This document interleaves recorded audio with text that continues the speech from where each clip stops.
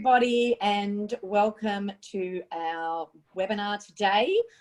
My name's Sandy Colombo, and I'd like to introduce the people that we have on the webinar today. Of course, Jinky is in our Cebu office. Say hi, Jinky. Hi.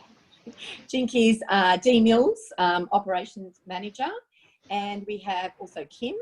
Hi. Good morning, everyone. Hi, Kim.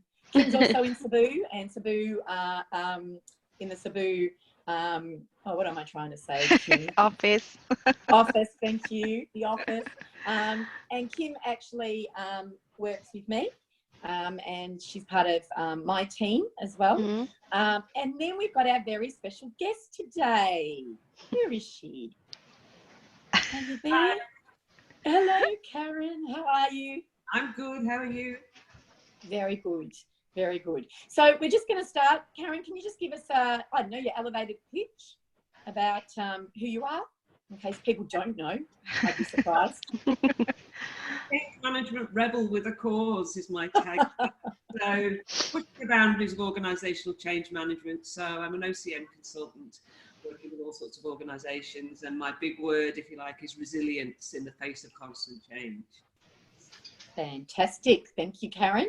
And Karen, you and I have been working together for what, about 4 months? Is that about how long? Yeah. Fantastic. And so I'm going to ask, just jump straight in because we've only got 15 minutes. We normally go over because I talk too much, so it'll be my fault. But I'm going to start by asking you the first question, which is, what has been your biggest frustration around having your own business, and how has LinkedIn helped with that? Yeah, my biggest frustration, I guess, is having that network. So you could have a great product or a service, a great message, but who are you talking to? You can pound the pavement, but you need doors to knock on and you need introductions. So that was my frustration, and that's where I found, being able to follow a system, if you like, or a process using LinkedIn to actually build that network. Have conversations, and then either meet people virtually or physically and start having those meaningful conversations.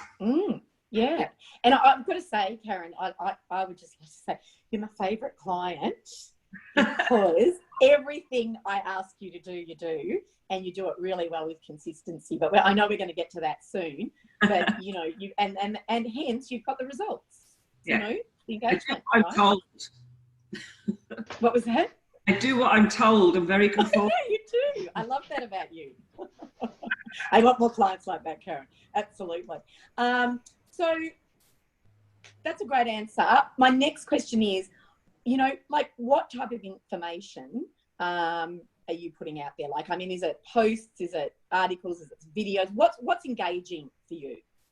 So I try and it does take time and it does take effort, and I try and do things as regularly as I can. So I try and do a video, put out a video every day. And you and I had this conversation when we first engaged. It's like the videos only have to be 2 minutes, so you could record 5 videos on a Saturday afternoon and put one out, and so I try and do that. I do like to put at least an original article out or a post each week that I've written. And then I'll share other people's content. And although sometimes that doesn't get as much engagement, it depends on the content. If it's... Yeah, it's interesting, isn't it? Yeah. Yeah. So if, like, there was an article yesterday that I think it was a Forbes article, and I complimented the author, but I also challenged what was being said in a nice way. And so you're a bit controversial. Yeah, but I was just saying, I get the sentiment, but I would challenge this, and this is my tuppence worth. The author actually acknowledged it and said, good observation or something like that. I love robust conversations, though. I don't think you need to be scared of those on social media, as long as you're polite and you respect everybody's opinion, right? Yeah. And if you've got something to say or something to talk about and put out your ideas out there, people will engage with it. Yeah, it's like, if you want to challenge the status quo, do it. I mean, that's what the platform's there for. Well, I think if you're really blunt, if you're really bland and vanilla on social media, you know, engagement's a lot harder. I mean, you really got to show who you are. Yeah. And so it's a bit, I think, you know, to get engagement, it's about being authentic, being the real you. Yeah, absolutely. Yeah. And I want to share something with you about one of your posts and articles, because I find you really inspiring, right? Because although you're doing everything I tell you to do, and I just don't do everything I should be doing. And one of, I know, admitting it, but we're all human, right? And business gets in the way, you know, of our, you know, working LinkedIn or any, you know, sort of being proactive. But you and I had a conversation on a post, and then I took what you said and put it in a post, and that really went, like, it was really high engagement. So you don't actually have to have the actual thought of the information. And I credited you for that. I said, Karen Ferris reminded me of this. And it was, you know, the engagement went, you know, really, really high. So it was like last week or the week before, I came across an article. An Australian guy had written 7 traits of great leaders or something like that. So I acknowledged him, and I went, that's my video series for next week. And I just went, and I said, thank you. I know, we get inspired by each other. Yeah, let me talk about, you know, what vulnerability looks like, or authenticity. And yeah, every day I acknowledged it was, you know, inspired by his article, but I went, great, this is my series. I don't even have to think about what I'm talking about this week. Yeah, well, no person's an island, right? I mean, at the end of the day, our ideas come from, you know, come from other people that we're interacting with. And that's the great thing about LinkedIn, right? Because you're getting inspiration from other people. So what do you think's been your most engaging post?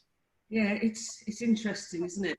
That the most engaging one was one I talked about my book, and a picture of the pile of my latest books, and saying how excited I was that the feedback I was getting, which was, you know, really positive. And I've reached out to people who've got the book and asked them for feedback, and they've been, you know, oh yeah, of course, I'll give you feedback. You know, just haven't thought about it, and they've been putting stuff on Amazon and that. And I used it as a celebration. I said, to celebrate how happy I am with the response, I'm going to give away 5 copies this week or something. So yeah. It was like, and yet that is almost like a Yellow Pages ad, right? You standing there with your book, right? But you did it in a way, right, that is celebrating something you've achieved. Therefore, it's not a picture of buy my book, right, or buy this book. So you've done it in a way that's engaging, which has made other people, and that we're going to have a look at the stats a bit later, but that actually has, you know, I think been your biggest, but it's also not just about, for you, about the engagement, it's also the engagement around you as well in your business, which I think is really important. So it's how you're measuring the engagement. Yeah, I think it's the conversations. It's not just, you know, likes. It's actually, I look at engagement as people actually take time to make comment and ask questions or respond in whatever way it is. Yeah. Because you know what? You could have 5,000 likes, for example, but they're 5,000 likes that no one's engaged in the actual conversation, and they're not your target market. And what does that mean? Yeah, you've got some social proof, right? Great. But you could have one person who engages with you that books that big piece of business, or recommends you to someone that, hey, I just saw this post from Karen Ferris, blah, blah, blah, blah, blah, which happens. Yeah. So my next question is, what has been your biggest learning around LinkedIn and this journey that you've been on? I think about being consistent, because if you have a flurry of activity one week and then people start, you know, connecting, and you can see your engagement on LinkedIn, you've got it shows you, and people have looked at your profile, and then you do nothing for the next 4 weeks. You lose the momentum, and then you've got to start over again. So even if you don't do something, you know, every day, do it every week. But just do something Be consistent. Yeah. But be consistent. Whatever you decide to do, be consistent. Yeah, absolutely. So it's when people connect and they follow you, it's their expectation. Oh, there's Karen's post for this week. Or last week she did 5 videos, and I think it's people's expectations. They know what to expect from Karen. Yeah, absolutely. And do you know that I wasn't posting for a while. I didn't post for about a week, which is probably about the longest I've ever gone not posting it. And it was a whole lot of other reasons. We had 6 kids and blah, blah, blah. And I actually got messages from people saying, are you okay? Yeah. And so, people do follow you, and they are, when they haven't heard from you for a while, they're almost like, oh, what's going on? Sandy's normally really consistent with this. Yeah. But it's setting your goal, and that's what we sat down and did together. We sat down and we wrote some goals, right? And it's having that accountability too around that. And I think it's being fair to yourself as well, that you could say, I'm going to do something every day. If you don't manage to do it every day, don't knock yourself up over. No. Try and be consistent, but there will be sick days. There will be stuff when you just don't, you've got client commitments or whatever, and you're just not able to do it. But I think your point's really good, right? You've got lots of different ways of actually connecting or putting stuff out on LinkedIn. It might be just a quote. It might be just a quick video. You're at the airport. I remember you doing one at the airport. And actually, I think those of you who were on the webinar last week, I was at the airport, right? Yeah. And I just stopped and we did the webinar and that was it, right? So you can do it. It's getting in the habit, being consistent and just making the time to do it. And I think it's not setting too unrealistic goals as well. And I remember you and I having that conversation and me saying, well, if you set really unrealistic goals, you really do beat yourself up because you're not able to do it. Yeah, absolutely. Yeah. Okay. So next question. So I think that was question number 4, wasn't it? What was your biggest learning around LinkedIn? Kim, have you gone to sleep there? Because I thought you were going to click on our little. Can we go to the next slide? She's forgotten. Yeah. She got too engrossed in the conversation with you and I about what, So I'm just going to run through, Karen, just how the stats have changed since we've been working together. And I've got to tell you the reason we connected, Karen, I don't know if you remember, is that you had a very engaging title of one of your articles. And I just reached out to you and said, oh my God, that is the best title of an article, because I just went straight and read it, and it was about the C word. Now you were talking about change. I was talking about complacency. Oh, were you? I thought you were talking about change. I can't remember. Yeah. I thought of something else though, Karen, right? But it's stuck in my head. I know. And I went, I've got to talk to this woman. Like, this is fantastic. And then when I read your article, the quality of what you were writing and your knowledge really struck me as, amazing.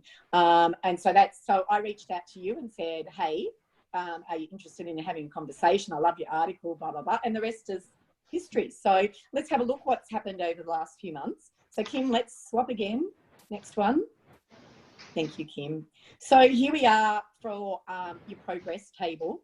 You probably remember back in July, it seems like a long time ago, when it was freezing cold in Melbourne, and we met for our strategy session. But here we go. So there's some stats that you can see.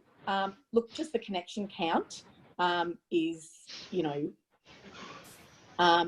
you've gone from 3,722 to 6,831 for October, and counting, I'm sure. Next slide. Kim, we're just going to briefly go through these. Thanks, Kim, because I'm on my phone. You're an angel.